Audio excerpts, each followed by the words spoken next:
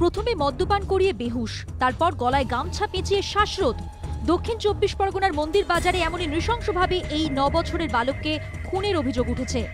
আরও চাঞ্চল্যকর বিষয় হলো, যার বিরুদ্ধে এই অভিযোগ তার বয়স মাত্র ১৫।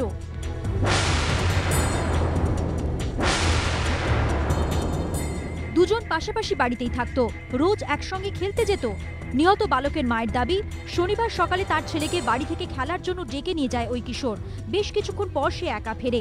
দাবি করে তার বন্ধু আগেই ফিরে এসেছে, কিন্তু এরপর থেকে আর ৯ বছরের ওই বালকের খোঁজ পাওয়া যায়নি।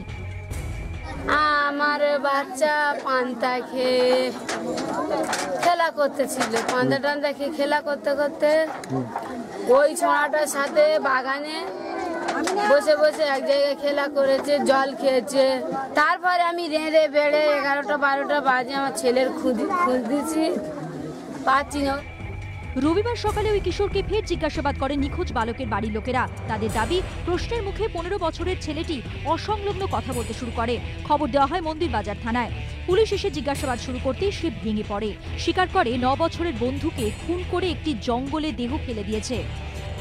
এই যে জায়গা রয়েছে, অর্থাৎ যে কিশোরের বাড়ি থেকে প্রায় ২ কিলোমিটার দূরে এই জায়গা, এই জঙ্গলের মধ্যে সে রেজাউলকে মদ্যপান করায় এবং সে জানায় যে জল খেতে দিচ্ছি বলে সে মদ খাওয়ায়।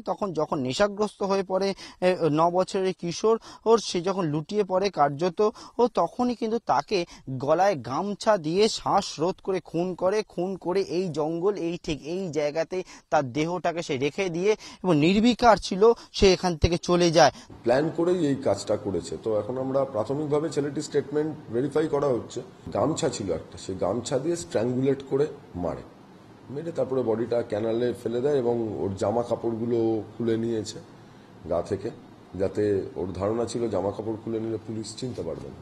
খুব একটা ওর মধ্যে কোনো অনুতাপ বা ইত্যাদি কিছু দেখতে পাওয়া যায়নি। মানে খুব সাবলীলভাবেই সমস্ত ঘটনাটা পুলিশের কাছে স্বীকার করেছে। অভিযুক্ত কিশোর ও তার বাবাকে গ্রেফতার করেছে পুলিশ। কিন্তু ১৫ বছরের একটি ছেলে এমন মারাত্মক কাণ্ড ঘটালো কেন? খুনের কারণ হিসেবে পুলিশি তদন্তে প্রাথমিকভাবে যেটা উঠে এসছে, এই যে ইলেকট্রিক পোস্ট এবং সেখানে একাধিক যে হুকিং রয়েছে এবং সেই যে তার এই রাস্তা থেকে গেছে। আমি যে জায়গায় দাঁড়িয়ে রয়েছি, এই জায়গাতেই কিন্তু গত শুক্রবার দিন ৯ বছরের রেজাউল তার সঙ্গে যে খুন করে বলে অভিযোগ, যে কিশোরের বিরুদ্ধে তার ভাই খেলছিল এবং অন্যান্য অনেকেই খেলছিল এবং সেই সময় তার ভাই বিদ্যুৎপৃষ্ট হয় এবং এই বিদ্যুৎপৃষ্ট হওয়ার পিছনে তার যেটা অভিযোগ, যে কেন খুন করলো, তার ভাইকে ইচ্ছা করে বিদ্যুৎপৃষ্ট করে এই রেজাউল এবং অন্যান্য যারা খেলছিল। যদিও তার জেরে ১৫ বছরের এক কিশোরের এমন অপরাধ প্রবণতা অনেককেই বিস্মিত করেছে। ঘটনায় খুন, প্রমাণ লোপাট সহ একাধিক ধারায় মামলা রুজু হয়েছে। জয়দীপ হালদারের রিপোর্ট, এবিপি আনন্দ, দক্ষিণ ২৪ পরগনা।